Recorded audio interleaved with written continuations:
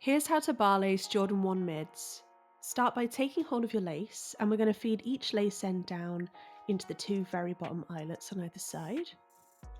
So we'll just start with that one. Pull it through a little bit, but not loads. And then smooth out your lace and swap to the other one. Bring it down into this eyelet on this side from above. And then before you pull all the way through, just take a hold of your two lace ends together like this.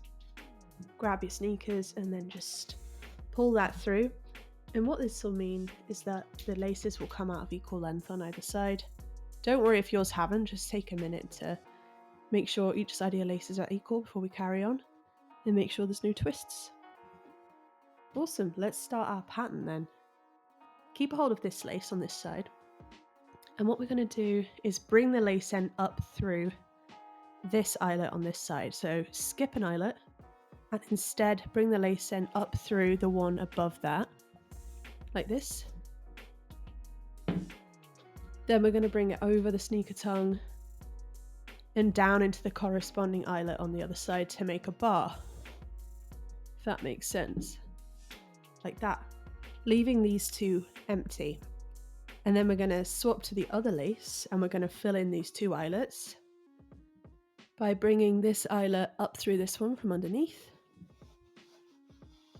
like this, bringing it over the sneaker tongue and down into the corresponding eyelet on the other side to fill that.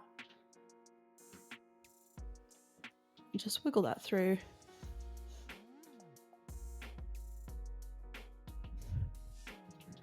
Until we've made another bar.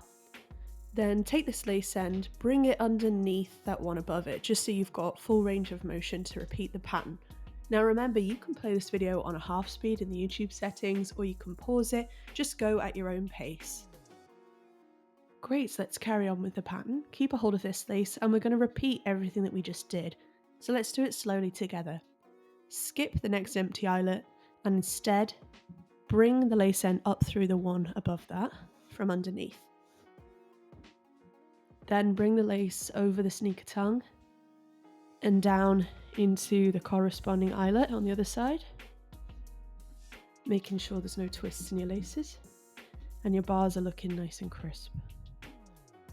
Then we're going to swap back to this other lace and we're going to fill in these empty eyelets by bringing this lace end up through this one from underneath. Bring it over the sneaker tongue and down into the corresponding eyelet on the other side.